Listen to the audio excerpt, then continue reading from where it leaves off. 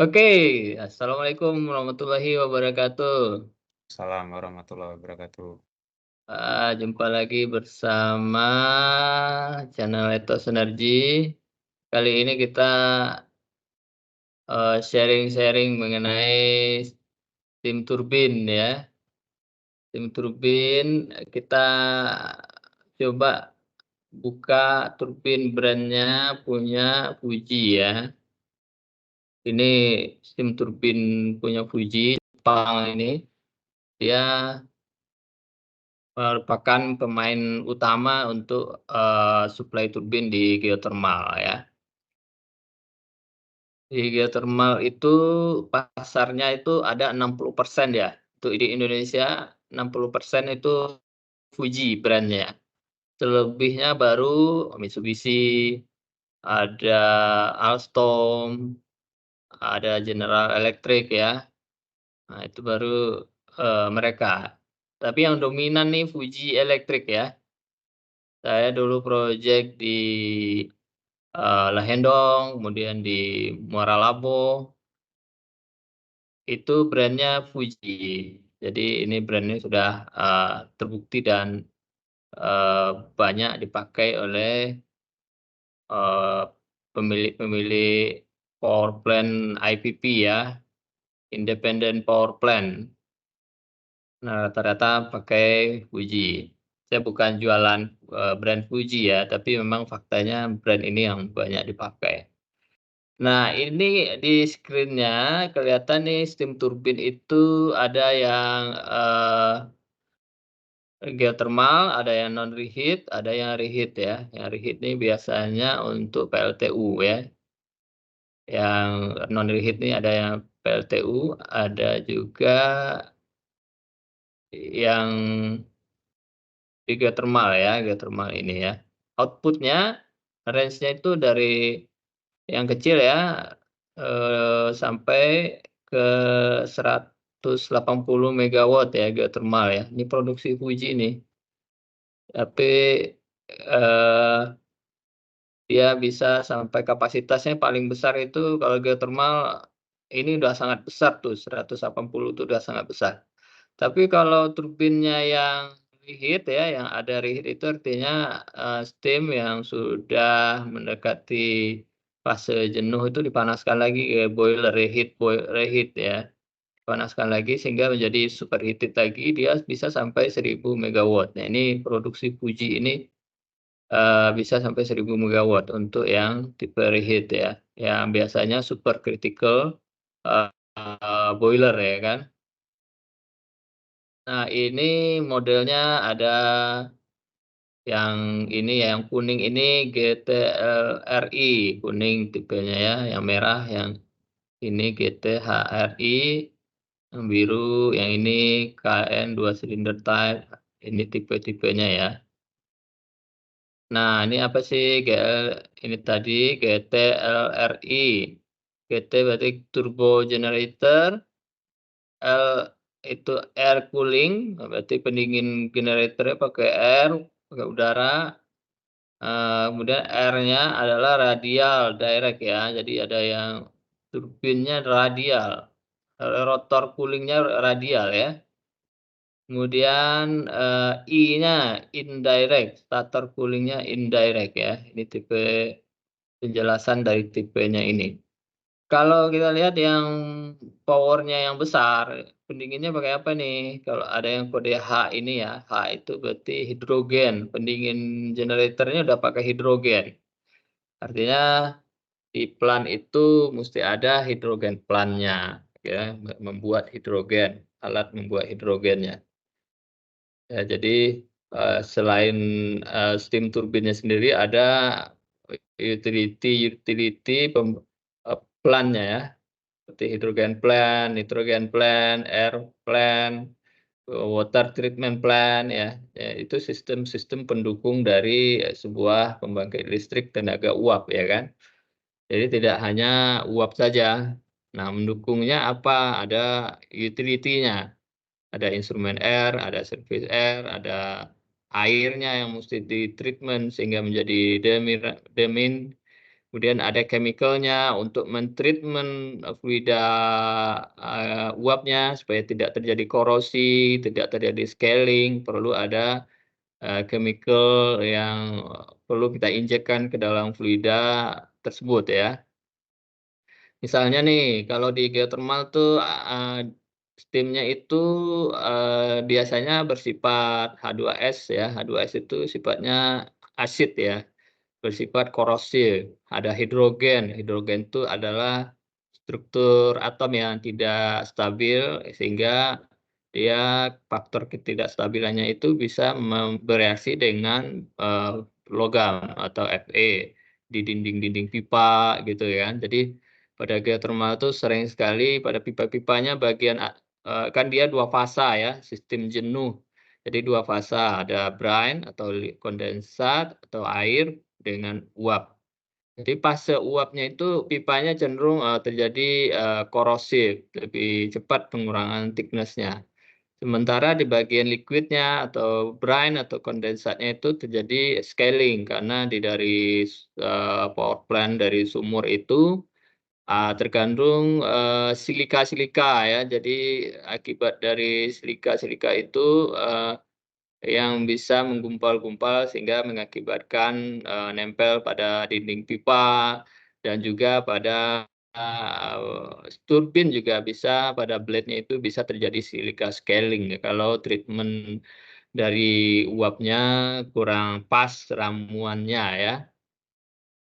Kalau dari sisi material, steam turbin, ya itu pada geothermal itu dibikin materialnya yang tahan korosi ya, yang stainless steel yang stainless steel 316, gitu ya. Jadi dia tahan terhadap, sifat, asam dari, uapnya. Ada H2S ya.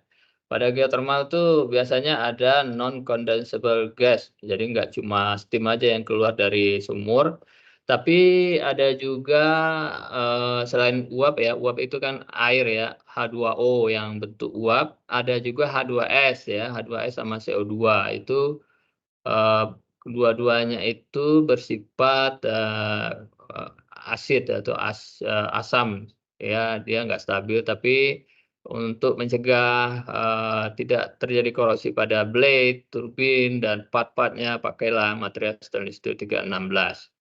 Cuma, untuk, CO2 itu nanti kalau dia berkontak dengan Eee, air ya, kondensat. Nah, kalau dia berkontak dengan kondensat, air itu dia akan menimbulkan air itu bersifat, bukan CO2-nya, tapi dia bereaksi dengan H2O, sehingga dia mengakibatkan airnya itu bersifat asid ya. Jadi, kondensat, uap yang menjadi air pada kondenser, turbin, steam turbin pada geothermal itu akan juga bersifat asam. Jadi nggak cuma uapnya aja, tapi kondensatnya yang mengalir di kondensor itu bersifat asam juga, ya. Jadi materialnya mesti untuk cooling system pada steam turbin harus material yang tahan korosi. Salah satu opsinya adalah bisa menggunakan material 316L atau bisa juga menggunakan FRP atau fiber reinforced plastic pipe ya. Jadi, kelemahan kekurangan pipa stainless steel tentu ada dan FRP juga ada ya. Nah, salah satu kelebihan dari FRP dia sangat, lebih tahan korosif terhadap, stainless steel 316. Cuma kelemahannya, FRP ini adalah dia kurang, eee, tera kurang, kurang terhadap benturan ya. Jadi kalau terjadi benturan pada pipa itu dia cenderung lebih mudah, pecah atau retak gitu ya. Jadi ada plus minusnya. Jadi kalau kita mendesain sebuah, cooling system eee, pada steam power plant geothermal, jadi kita harus memilih kalau misalnya pipanya di above ground dan banyak akses dekat jalan, ya lebih baik kita menggunakan pipa stainless steel 316. Karena kalau dia berbenturan dengan misalnya kena alat berat, kena ada orang iseng mukul pipa gitu ya, jadi lebih aman menggunakan stainless steel 316. Kalau pipanya di underground, jadi kan susah tuh akses orang kan, kena alat berat juga susah, jadi lebih baik menggunakan pipa FRP. Atau pipanya juga jauh di atas ya, tinggi, nggak bisa dijangkau oleh orang, nggak bisa dijangkau oleh alat berat. Kita bisa menggunakan pipanya FRP gitu kan. FFP itu banyak juga macamnya, ada yang bisa, eee, ada yang kena matahari terdegradasi, berkurang kualitasnya, dan ada juga materialnya yang, anti UV. Jadi udah dibuat sedemikian rupa, diramu, jadi kena matahari itu bisa tahan lebih lama. Jadi teman-teman kalau ditugaskan sebagai seorang engineer di power plant, jadi pilih materialnya yang, untuk FRP, fiber reinforced pipe. Plastik pipe itu menggunakan yang anti UV-nya, ada sertifikat anti UV-nya gitu ya. Jadi, perlu, pengecekan, mulai dari mendesain dokumen ya, baik itu spesifikasi, kemudian data sheet gitu, kita perlu mendefine itu ya. Jadi FRP-nya mesti yang, anti UV gitu. Ini kita berbicara mengenai, steam turbin pada, geothermal ya. Kalau kita lihat ini kebetulan saya membuka, produk dari Fuji Electric ya. Ini kalau kita ini contoh steam turbin yang 30 megawatt, ini kecil aja kelihatannya ya. Ini, paket, dalam bentuk paket 30 megawatt tuh dia dimensi masih dalam bentuk paket, jadi bisa di-assembly di workshop, VGA. Jadi kita di lapangan hanya memasang angkor bolt ini, angkor bolt erection, terus di sini ada steam turbinnya, di sini koplingnya kelihatannya antara ini sama ini ya, ini kayaknya ke generator, ini ke bearing sama ke ini generator berarti ini bearing, truss bearing di sini ya. Jadi bisa dalam bentuk paket ya, 30 megawatt masih dalam bentuk paket. Jadi teman-teman engineer yang mau mendesain, power plant geothermal, itu kalau kapasitasnya masih bisa, yang kecil ya, yang masih dimensinya masih kecil ya, kan ada batasannya kalau untuk transportasi itu lebarnya berapa, tinggi berapa ya. Kalau misalnya masih bisa lewat jalan raya dan ikutin regulasi pemerintah setempat, artinya bisa buat dalam bentuk paket. Misalnya dibatasi dalam undang-undang atau regulasi pemerintah Indonesia, maksimum lebar, equipment yang boleh lewat jalan raya misalnya, 3 meter. Nah, equipment ini mesti dipastikan lebarnya ndak boleh lebih dari 3 meter. Kemudian tingginya juga ya, tingginya maksimum berapa, misalnya 4 meter maksimum lewat jalan raya. Ini, maksimum 4 meter, Bu. Kalau melebihi dari 4 meter ya kita harus pretelin ini ya, harus kita bongkar, equipment ini sehingga kita perlu pekerjaan lagi instalasi di lapangan. Nah, sedapat mungkin kita membuat equipment itu dalam bentuk paket. Nah, kenapa gitu ya? Saya mau tanya teman-teman, kenapa gitu kita perlu, mendesain kalau bisa equipment turbin ini dalam bentuk paket, kita tinggal duduk di atas pondasi? Ya cukup, dijawab dalam hati masing-masing ya. Nah kalau kita mendesain, equipment ini dalam bentuk paket, kita lebih mudah mengontrol kualitas pekerjaannya di workshop ya kan, di workshop, Fuji ini ya. Karena equipment, tools dan equipment-nya lengkap untuk melakukan, perbaikan, assembly secara quality lebih teliti, alatnya lebih lengkap, sistem pendukungnya juga lebih lengkap karena ini di kota ya kan, di kota di Fuji, di Jepang sana tentu lebih banyak yang mendukung dan expertnya juga lebih gampang untuk didatangkan, tim ahlinya. Kalaupun ada kerusakan itu cepat misalnya partnya ada yang rusak gitu kan ketika di-assembly, itu cepat didatangkan spare part-nya, nggak butuh waktu berbulan-bulan ya, nggak perlu diimport, nggak perlu nunggu, antrian di bea cukai gitu ya. Nah ini, lebih cepat ya kita kalau saya mempunyai, sebuah IPP tentu saya kalau misalnya bisa paket tentu saya lebih senang dalam bentuk paket, saya tinggal duduk mendudukkan turbin saya di atas pondasi ini. Saya tinggal menyiapkan pondasinya saja gitu ya.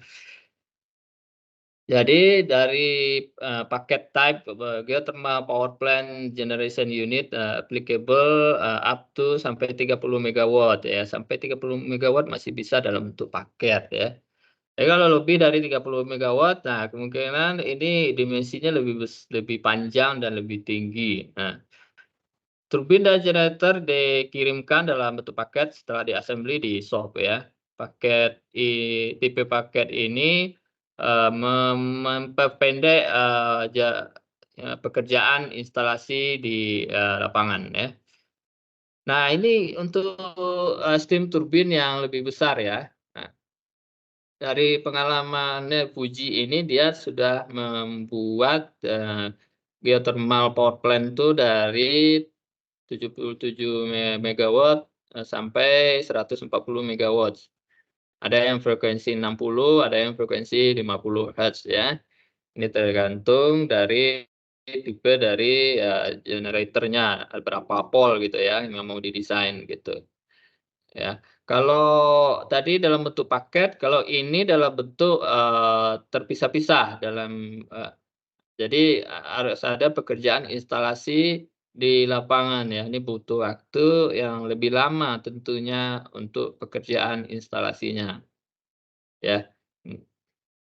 Nah, yang paling besar, yang dibuat dalam single casing untuk 60 hertz dan 50 hertz ya. Jadi yang paling besar dibuat Fuji itu 140 megawatt ya, dengan frekuensi 50 hertz ya. Yang 50 hertz ini kalau kita ekuivalenkan dengan, spek di PLN itu dengan spek generator ya 3.000 PM ya, ini polnya kalau nggak salah berapa pol ya, generatornya, saya lupa. Oke, ini dengan geothermal ya. Kemudian untuk yang thermal power plant ini, dipakai untuk, PLTU ya, untuk fossil power plant atau combined cycle ya. Kalau, yang non reheat ya, non reheat itu artinya nggak ada steam yang di-treatment lagi ke boiler, yang dikirim lagi ke boiler, begitu keluar dari intermediate, turbin. Nah, turbin ini, sebelum kita ke sana, turbin ini, untuk ini ada macam-macam ya.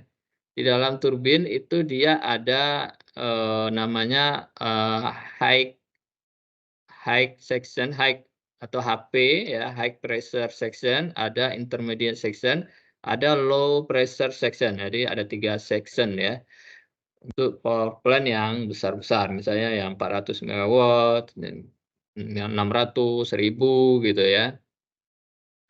Sementara di uji ini sampai 40 megawatt dia nggak memerlukan namanya reheat ya. Jadi dia langsung steam itu, semua steam yang diproduksi oleh boiler atau HRSG itu digunakan untuk totali semua untuk mutar turbin, tidak ada yang dikembalikan ke boiler, semua masuk ke kondenser ya. Nah, ini untuk generatornya ya, ini generatornya applicable for this unit is synchronous of standardized design and totally enclosed water air cool ya. Jadi pendinginnya udara di sini, tapi udara itu didinginkan oleh air ya kan, bukan air yang masuk ke generator ini nanti malah short ya kan. Jadi, udara yang ditiupkan di sekeliling ini pakai blower, kemudian udaranya didinginkan pakai heat exchanger yang diisi exchanger-nya adalah air gitu ya, itu maksudnya. Kemudian, standar yang dipakai untuk generator IEC, JEC, ANSI ya. Jadi applicable untuk 3 standar ini untuk barang-barang generator yang difabrikasi atau yang dibuat oleh Fuji ya. Ini adalah yang tipe KN 2 silinder steam turbine ya. Ini ada 2, ini section IP dan HP. Biasanya ciri-cirinya diameternya besar ya. Kalau yang LP itu diameter blade-nya besar. Kalau yang HP blade-nya kecil ya. Jadi, kita bisa duga ini adalah HP dan IP ya, ada HP dan IP karena diameternya tidak terlalu besar ya. Ini bisa sampai 400 megawatt. Jadi cylinder reheat condensing steam turbine. Jadi ini ada reheat-nya. Jadi steam yang keluar dari IP atau, intermediate itu dikembalikan ke boiler untuk dipanaskan lagi sehingga menjadi, steam yang, superheated lagi dan dimanfaatkan untuk mutar turbin lagi. Jadi dia recycle ya, selain, sebagian dari steam itu menjadi kondensat yang didinginkan kemudian oleh kondenser, kondenser itu didinginkan biasanya pakai air laut ya, sehingga menjadi kondensat semua nanti akan dipanaskan lagi, dipompakan lagi ke boiler namanya pompa, boiler feed pump, ada yang motor driven, ada yang steam turbine driven boiler feed pump. Ya sampai tekanan, 150 bar, sangat tinggi sekali tekanannya. Ini main steam condition sampai 16,5 MPa atau 165 bar dengan temperatur 566 degree Celcius. Nah, untuk reheat-nya sendiri sampai 566 degree Celcius ya. Nah, ini sampai, dengan kapasitas 400 megawatt ini dia masih menggunakan water air cool ya. Bisa menggunakan water air cool, generatornya didinginkan pakai udara atau bisa juga didinginkan pakai hidrogen. Nah, kenapa, bisa menggunakan hidrogen? Kenapa tidak, udara saja ya? Ini kalau hidrogen itu keuntungannya dia tuh menyerap panas lebih cepat daripada udara. Jadi, generator yang, itu lebih cepat dingin sehingga efisiensinya tentu lebih, bagus dibandingkan air cool ya. Tapi, faktor risikonya tentu ada, hidrogen ini sifatnya dia, ya atom yang tidak stabil sehingga treatment-nya musti lebih hati-hati, bisa meledak gitu ya, karena ini hazardous ya. Nah, itu kira-kira mengenai yang, tipe turbin yang up to 400. Nah, kemudian yang selanjutnya yang 1000 megawatt, 3 silinder ya. Ini, sampai 1000 megawatt, ini dia menggunakan boiler supercritical ya, ultra supercritical. Nanti teman-teman bisa buka, kubah, steam, kurva TS gitu ya, kurva steam. Posisinya di mana sih ultra supercritical? Kalau ini tadi boilernya masih, subcritical ya, tapi kalau yang bawah ini yang 1000 megawatt sudah ultra supercritical, boiler. Dan dia bisa menghasilkan 1000 megawatt, listrik ya. Ini, tanpa atasnya ya, turbinnya ya. Ini tanpa luarnya ya. Ini boiler, yang di sini turbin biasanya ya. Ini fase konstruksi pada, sebuah pembangkit listrik 600 megawatt ya di Noshiro City, Akita, Jepang ya. Nah, ini proyek-proyek di, Fuji Electric ya, ini ada yang di Taiwan ya 600 megawatt, 4 unit, steam condition 24,5 MPa, ini 245 bar ya, temperatur 538. Ya, ini 3.600 RPM ya, tahun 1998.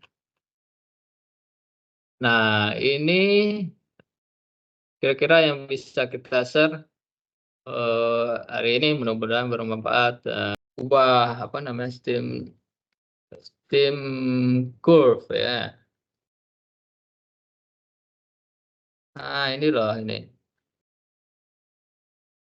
Ini kan subcritical ya di sini ya. Ini kan kelihatan ya screen-nya kan ya? Ini, adalah, spesifik entropi, ini temperatur, ini kubah steam nih ya. Ini wet steam, ini, jenuh, steam jenuh. Jadi, kalau dia ini tekanan ya, oke kita lihat ya. Ini tekanan yang garis putus-putus tekanan. Ini temperatur. Kalau makin tinggi tekanannya, ya kan, tekanannya ini nggak kelihatan, ini yang critical point-nya tekanannya tuh 22,06 MPa, ini 220 MPar ya, temperatur 374 Celcius. Nah, kalau tekanannya tadi 240 berarti kan garis ini kan udah di atas sini, ke sini kan. Jadi Oh ya. dari liquid langsung dia menjadi supercritical, dia nggak melewati lagi namanya kondensat atau superheated, dia langsung supercritical. Kalau ultra supercritical dia lebih di atas lagi gitu. Temperaturnya 500 berapa tadi, 538, dia lebih di atas lagi ya. Ini tekanannya 240 lebih tinggi lagi. Jadi energi itu kan, dari atas ini kan dia turun ke bawah kan di turbinnya kan, jadi energinya lebih besar ya, efisiensi juga lebih. Dari tekanan tinggi jatuh ke kondensat di sini kan, tekanannya kalau bisa vakum gitu kan. Paham nggak maksudnya? Iya iya, oke oke. Oke, intinya Ya, anunya ya, temperaturnya sama pressure-nya ya, Pak? iya iya, diatur sama ini kalau kita bicara kalau, ultra supercritical itu untuk, coal fire power plant biasanya ya, coal fire power plant atau, combined cycle ya. Kalau kita di geothermal mainnya di sini, di saturated ya. Jadi di sini turbinnya, sini, terus di kondensernya ke sini. Nah, sini dia. Jadi nanti nyampe kondenser terus ke sini lagi, didinginkan, terus dinaikin lagi sama panas bumi, ya, geothermal ke sini, saturated, terus nanti dikurangin tekanannya, jadi ada flashing gitu, sini, Mhm. terus nanti ke sini lagi, muter-muter sini dia, close cycle. Dia mainnya di bawah kubah ini ya, kalau geothermal biasanya ya dia saturated, tapi ada juga geothermal yang superheated, tapi jarang ya, gitu. Rata-rata saturated. Kalau di coal fire power plant kita subcritical atau supercritical atau ultra critical, ya kan. Jadi tinggi sekali ke atas, jadi sehingga bisa menghasilkan 1000 megawatt, gitu. Oke. Kalau material untuk temperatur tinggi apa yang cocok? Ya, kan nggak bisa pakai karbon ya kan, Leleh, Pak, blade-nya. kalau Iya. pakai karbon, iya. Iya, temperatur yang tinggi, ya kan ada batasan temperatur ya. Kalau kita belajar temperatur, kalau, eee, karbon steel itu meleleh di temperatur berapa ya kan? Lima Nah itu, ratusan Mbak, 500-an, ya. ya. Nah, temperaturnya nggak boleh lebih tinggi daripada itu ya kan. Kalau stainless steel Iya. di berapa gitu kan. Kok kurang dari itu? Nah itu, jadi apalagi kalau kita belajar namanya, eee, pem turbin gas turbin ya kan, gas turbin kan Tinggi, combustion-nya itu sampai 1000 megawatt, 1000 1000 Celcius ya kan. Celcius, iya. Nah itu blade-nya gimana itu ya, blade, material apa yang cocok, yang Titanium, Mbak, bisa tahan terhadap 1000 Celcius ya kan? titanium, Mbak. Titanium atau dia ada pendinginnya blade-nya itu ya kan, selain Mhm. ini, dia ada di blade-nya itu ada pendinginnya gitu, pakai udara, pakai air cool gitu kan. Jadi, eee, jadi teknologinya beda-beda ya, kalau di steam turbine masih bisalah pakai, stainless steel gitu kan, Iya, atau pakai karbon steel. titanium yang kandungannya ya diramu-ramu lah, materialnya itu kan diramu sama vendor yang punya teknologi kan, kita nggak tahu lah ya, apa komposisi gimana mendapatkan material itu, teknologi patennya. Kalau kita bisa bikin material itu keren banget lah itu, Indonesia kan bisa bikin kan. Kita, Iya, Pak. heeh, ya. Jadi, di Untuk yang gimana, Pak? ini baru prosesnya ya kan, sistem pendukungnya kan ada ya kan, sistem pendukung turbin itu mulai dari lubrikasi tadi saya bilang kan, kemudian ada pendinginnya, sistem pendingin generator, ada sealing system, ada hidrogennya, ada iya, ada kondensernya, ada macam-macam ya. Ada Ya. sistem turbin itu ada yang kondenser itu ada yang back pressure, ada yang, eee, back pressure ya kan. Nah, gitu. Kalau yang back pressure itu ada heat exchanger-nya lah ya, yang non back pressure ya dia di-mix aja dengan liquid. Kalau di geothermal itu biasanya, di-mix ya antara cooling water-nya sama steam kondensatnya tuh di-mix, direct contact condenser ya, gitu. Coba kita lihat Itu direct berarti contact. geothermal butuh ini juga nggak, Pak? Atau, butuh heat exchanger juga? Oh, iya, perlu heat exchanger itu ada yang direct contact, ada yang non direct contact ya. Ini yang direct contact, kondenser, ini yang direct contact ya, kayak gini dicampur loh. Ini dari turbin, terus ini, kondensatnya di-cycle kan, cycle puter-puter gitu ya, puter ya. Ini, apa namanya, cooling tower ya kan, cooling tower ya. Indirect contact.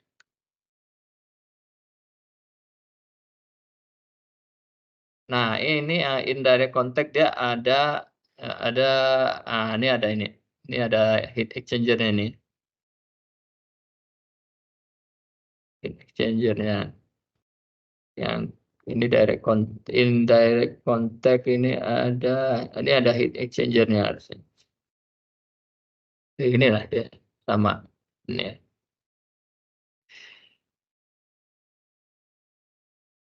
Tuh kira-kira. Pak, Tidak untuk ti tidak terasa ada 45 menit juga ya saya ngomong sendiri tadi ya, untuk isi iya, konten.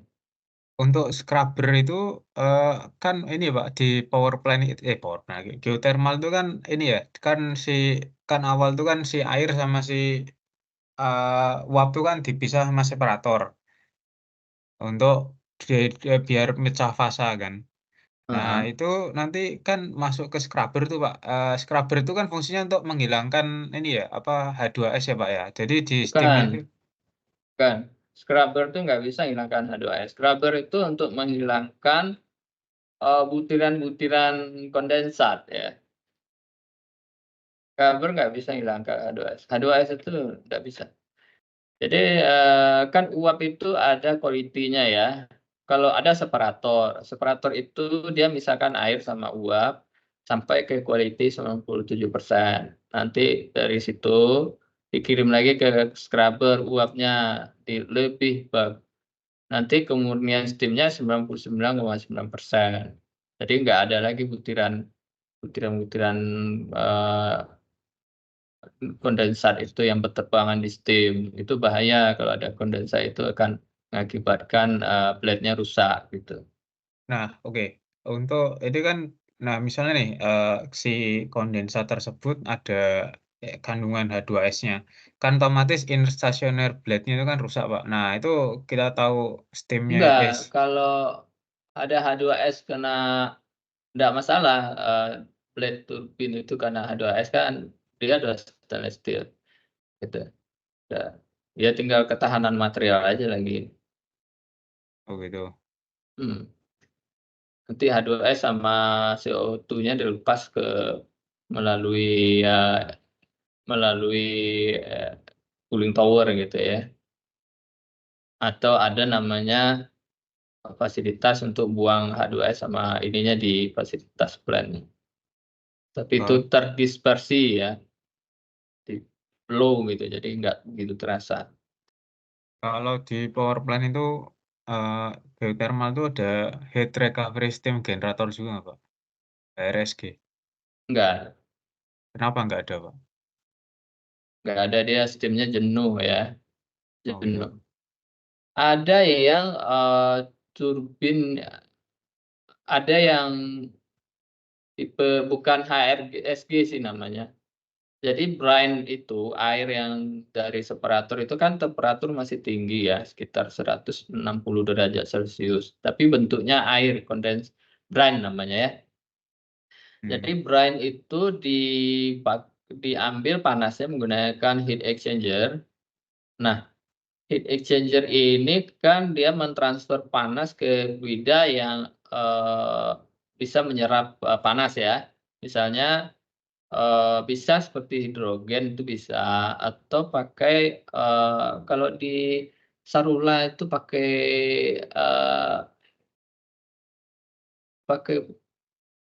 hidrogen ya kalau nggak salah ya, hidrogen atau pentana gitu kalau nggak salah ya, antara 2 itulah. Itu dia kan titik didihnya lebih rendah. Jadi pada temperatur 120 dia udah menjadi gas gitu kan, jadi fase gas. Nah, ketika pentana atau hidrogen itu, temperatur 120 bentuk gas itu bisa dimanfaatkan untuk memutar turbin. Turbinnya terpisah dengan turbin uap, turbinnya sendiri gitu. Itu bisa menghasilkan, megawatt sendiri. Kalau nggak salah di Sarula itu bisa menghasilkan 40 apa 50 megawatt sendiri gitu, dengan memanfaatkan panas yang dari, brine ya. Cuma kendalanya kalau sudah temperatur brine-nya rendah dari 120 derajat Celcius itu cenderung terjadi scaling pada pipanya gitu. Jadi ada problem sendiri gitu kan. Kalau temperatur udah rendah mendingan dibuang dulu ke pon, kemudian dingin baru diinjek lagi ke, sumber injeksi gitu. Itu Mas, Oh, heeh. iya.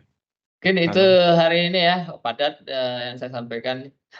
ya, Nanti boleh saya upload-lah, ini ke YouTube ya, nonton ulang lah, ya. boleh lihat ininya, boleh kirim ini nggak, yang yang steam turbine ininya, Pak, apa, gambar, eee, GA drawing-nya sama ini, Pak, Nanti ya, apa, oke. lubrigasinya, yang project-nya Kalau racking. gambar ininya ada tuh steam turbine GE Drawing ya, di internet saya kira ada ya. Nah ini ada GE Drawing steam turbine. Ini ada nih, ini ya, GE Drawing ya. Kayak gini ada GE Drawing ini. Oh, iya. Nah, tinggal kita ini dari sama kok ini GE Drawing, nah kayak gini ya. Itu yang dulu di Lahendong itu Pak, turbin steam-nya 1 atau 2, Pak, ganti-gantian, Pak? Maksudnya Enggak, 2 kali 100 ya. oh, gitu. Dua-duanya running. Oh, 2 running semua. Ya, oke, oke. Mas Topan. Oh, iya, Pak, Ya, terima kasih, Pak. jangan terlalu banyak-banyak, pelan-pelan ya. Nanti, eee, Pusing. iya pusing atau sedikit yang tangkap. Oke Oke. itulah hari ini ya, mudah-mudahan bermanfaat, buat penonton Ethos Energi dimanapun berada. Jangan lupa like, subscribe, dan share channel kita agar terus tumbuh dan berkembang. Sampai jumpa.